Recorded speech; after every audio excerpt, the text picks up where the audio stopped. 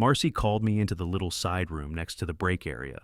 Neutral carpet, blank whiteboard, just enough room for a fake plant and 2 chairs. She was already sitting there with Karen from HR, both of them wearing that same, "this is going to be difficult" expression, like it was printed on their damn faces. "Thanks for coming in, Eric," Marcy started, folding her hands like we were about to plan a bake sale.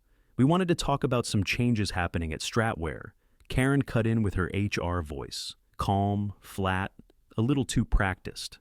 "After a careful review of strategic priorities, we're realigning resources to better support cross-functional growth. Unfortunately, that means your role is being eliminated, effective Friday, 17 years. That's how long I'd been with Stratware. I knew every line of our back-end systems better than I knew my own kitchen. But I didn't blink. I just said, "Okay." Karen handed me a folder. "And this includes your severance, 2 weeks per year of service, 3 months of COBRA coverage, and a career counseling package to help you with the transition." The pamphlet on top said, "Next step. Finding purpose after corporate change." I almost laughed. They were watching me closely, waiting for the scene. I could feel it, Karen clutching her clipboard, Marcy biting the inside of her cheek. They were expecting tears, or yelling, or maybe some long speech about loyalty. But I'd already had my moment. It came a week ago when I was copied on an internal product design email I was never supposed to see. It laid out the new organization chart. Back-end systems were being folded into product development. My name wasn't on it, so no, this wasn't a surprise. "Do you have any questions?" Karen asked. I opened the folder, glanced at the numbers, then shook my head. "No, I'm good." "You don't want time to process?" she asked. "I've already processed. I'll head out." Now I stood, straightened my jacket, and walked out past the copy machines and the ping-pong table they added last year to boost morale. Quick note, before listening, share which city or country you're watching from. Marcy and Karen stayed behind, probably stunned I didn't cry or beg or throw a tantrum. But I wasn't giving them that. I wasn't going to hand them my dignity on the way out. I hit the elevator button, didn't look back, and walked out the front door without saying a word. I didn't even sit down. I walked straight past my desk, grabbed the charger from the drawer, and pulled out my personal phone. Texted Gerald, "It's happening. Last day's Friday." His reply hit before I even pocketed my phone. "Perfect. Dinner tonight. Bring your notes." By 6:30, I was pulling into the lot of a quiet steakhouse off Route 17. The kind with no music and thick walls, private booths, soft lights, nobody around to listen. Gerald was already there, middle booth in the back, black folder next to his whiskey glass. He waved me in without standing. Always a sharp dresser, charcoal suit, no tie, Rolex clean enough to blind a man. I sat down and shook the rain off my jacket. "You look calm," he said. "I'm past pissed. I'm surgical now." He smiled like he'd been waiting for me to say that. 3 months ago, I'd stumbled across the missing patent filing. My data sync engine, 4 years of my life poured into that code, was never submitted. Stratware had it in dev, used it in client demos, even pulled internal performance metrics. But somehow, the actual patent paperwork never filed. They told me it was an administrative oversight. I told them to get lost, with a smile, of course. That night, I'd started from scratch, rebuilt it on my home rig, logged every change, time-stamped repo commits, even recorded myself coding with a webcam running, just in case they tried to claim anything later. Gerald had taken one look at my documentation and called his lawyers the next morning. "You ready to review the final terms?" he asked now, flipping open the folder. The Ardent logo was watermarked across every page. My name was already filled in. "Let's hear it. Exclusive licensing deal. Ardent gets the tech. You get CTO title, equity, royalties, performance bonus, your own team. Contracts are ready to sign. Roll out in the first quarter." He pushed the papers toward me. I didn't even reach for them yet. "Back-end solid. You guys prepped for enterprise load?" Gerald grinned. "Tested it last week. Handled 4 million records without breaking a sweat. Your engine's a monster." I nodded, finally flipping through the packet. Every clause we'd agreed on was there. My name as inventor, IP assigned directly to me, Ardent as exclusive licensee. No room for misinterpretation. No wiggle room for anyone to come clawing it back. You sure you want this war? I asked. Already in it, he said, sipping his drink. Stratware tried to erase you. We're going to make you impossible to ignore. He poured me a glass. I clinked his glass, finished the whiskey in one shot, and pulled a thumb drive from my pocket. Here's the latest build. Let's put it to work. Thursday felt like a funeral nobody cared to attend. HR pushed papers across the table while pretending we were all still part of the same team. Smiles that didn't reach their eyes, handshakes that lasted half a second too long. I played along, signed the forms, cleared my desk, gave polite nods to people I hadn't spoken to in months. Friday morning, I passed the executive wing on my way to IT. Through the glass wall of the main conference room, I caught Ryan Case in mid-pitch, standing in front of the quarterly forecast slides, smiling like a game show host. And there it was. Slide 6. Latency benchmarks, graphs projections, built on the data sync engine they were still pretending they owned. I almost paused but didn't. Let him talk. I was done here. IT had a checklist. I had every item ready, password log, hardware inventory, even return receipts for external drives they didn't remember issuing. Not because I owed them anything, I just wanted it clear. I left nothing behind they could twist into a claim. At noon, Karen called me in for my exit interview. We just need to go over your final NDA, she said, sliding the document across the table like she'd done it 100 times this week. I scanned the bolded section near the bottom. Intellectual property developed while employed at Stratware belongs solely to the company. I pulled out a pen and circled the next line. On company time and equipment. She gave it a quick glance, nodded vaguely, and moved on like she hadn't seen it. Do you have any questions about your severance, benefits, or outplacement resources? She asked. Nope. Okay.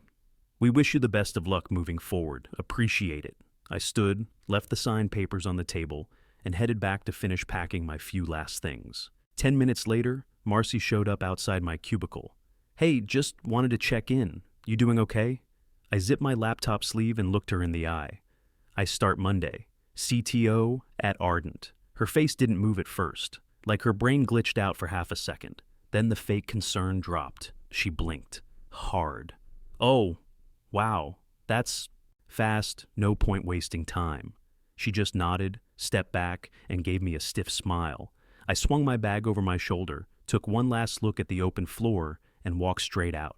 Monday morning, 7:02, the Ardent town car pulled up in front of my building, sleek, black, not a fingerprint on it. Driver stepped out, called me Mr. Talbot, opened the door like I was royalty.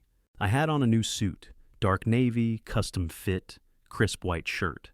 My own choice, my own money, no stupid company fleece with a logo stitched into the chest.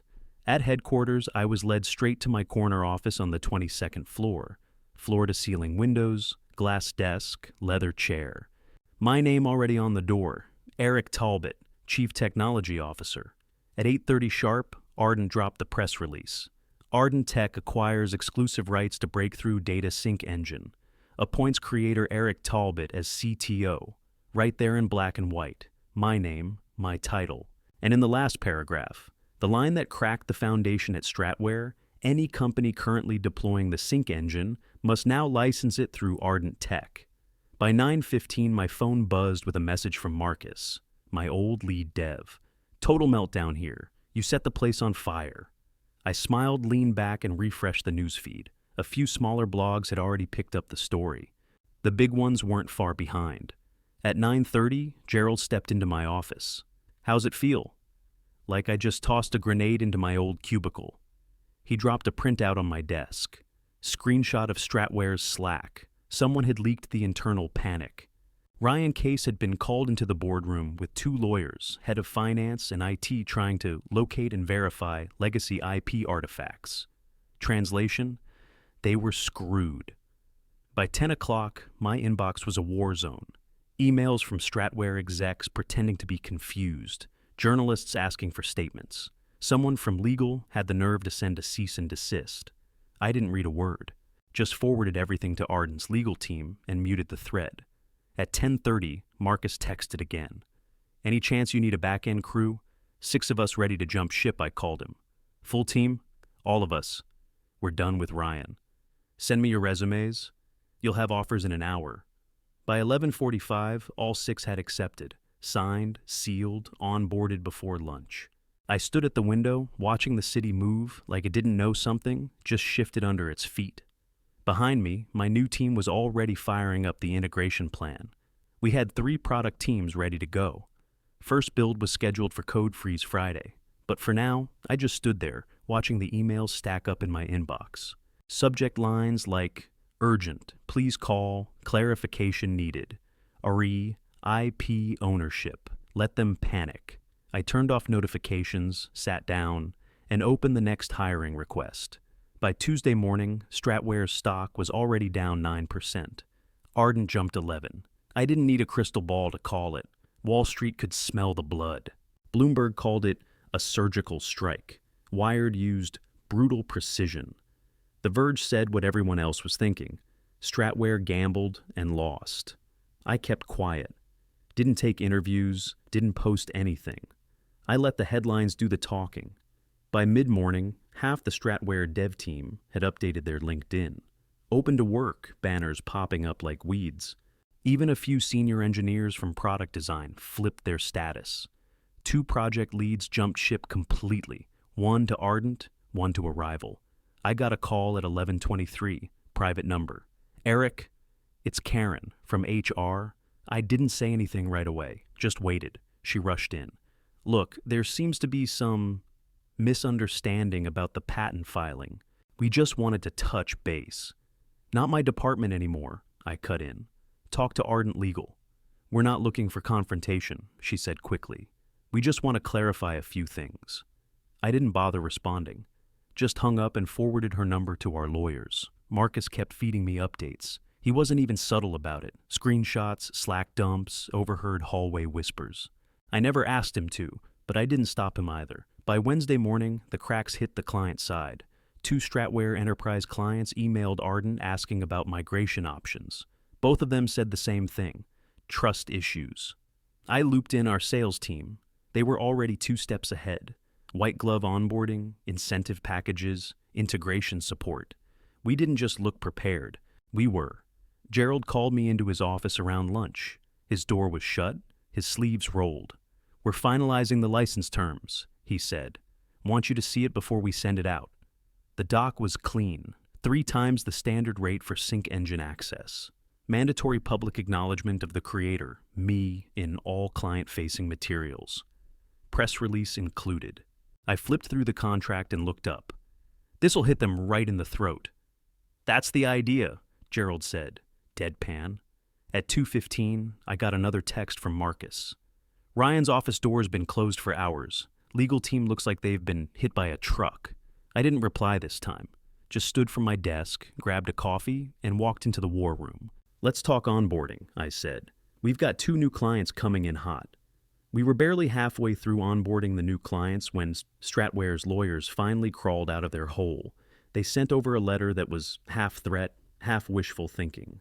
Formal tone, loaded language, potential ownership disputes, pending investigation, legal remedy if necessary. Translation, bluff. Ardent's legal team didn't even flinch.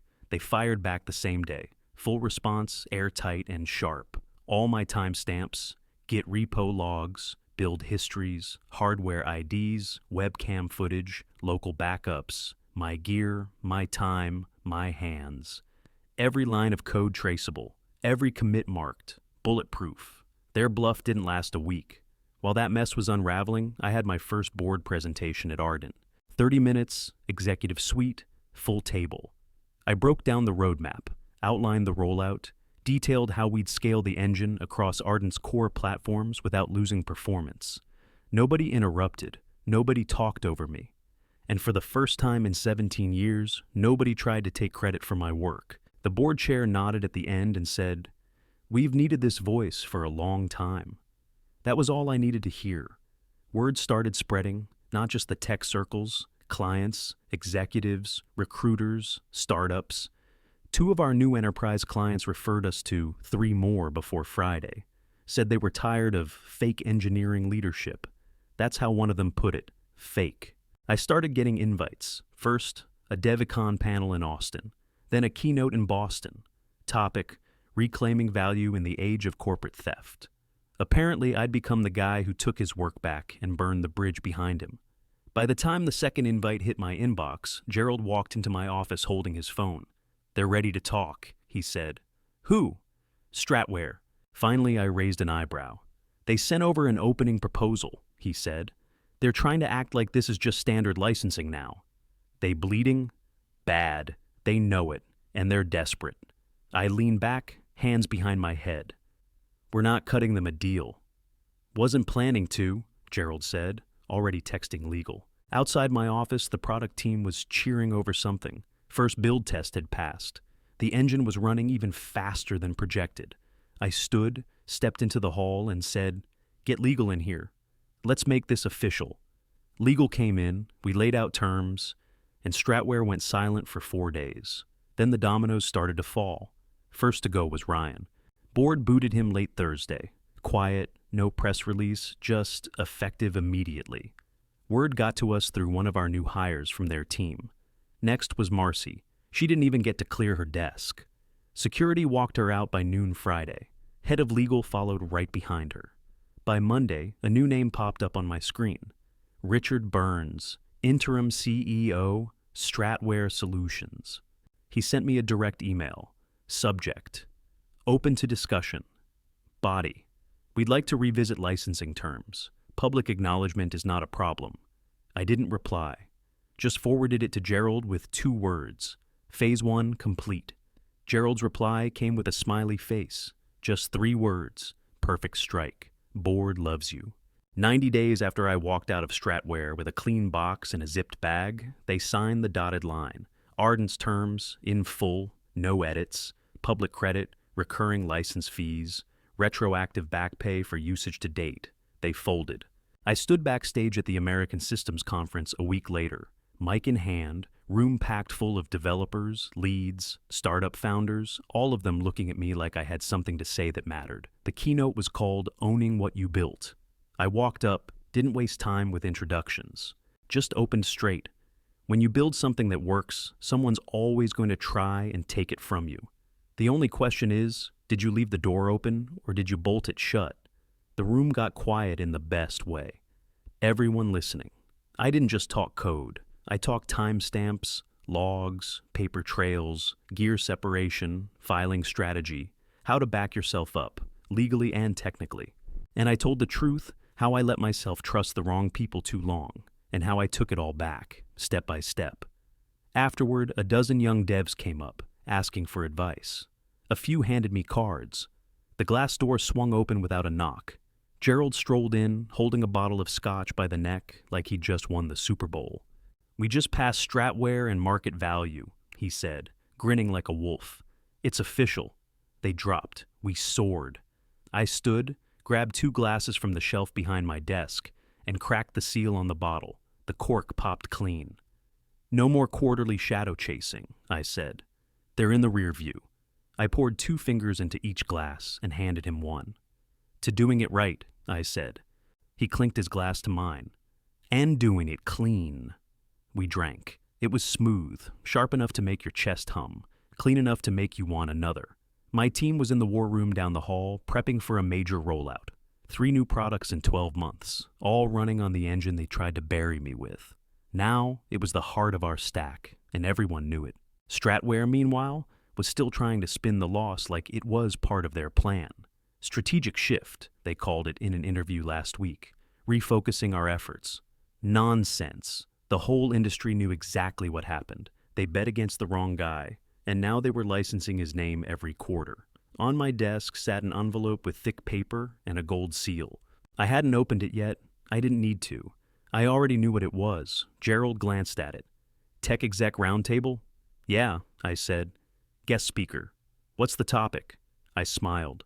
"Protecting innovation, a cautionary tale." He let out a low whistle and sat on the edge of my desk. "You've officially become the poster boy for not getting screwed," he said. "Didn't see that coming a year ago." I didn't laugh, just nodded, not out of arrogance, out of experience, because I remembered exactly what it felt like, sitting in that white-walled conference room, being told I was no longer aligned with company goals. I remembered Marcy's fake concern. Karen's flat HR voice. The forecast slides built on my engine flashed across a room that didn't include me. They thought I'd walk away quietly, thought I'd take the folder and disappear. Now my name sat on the license they had to pay for, every quarter, like clockwork. I looked at Gerald, raised my glass, and took a slow sip. That's how you put your name back on what's yours.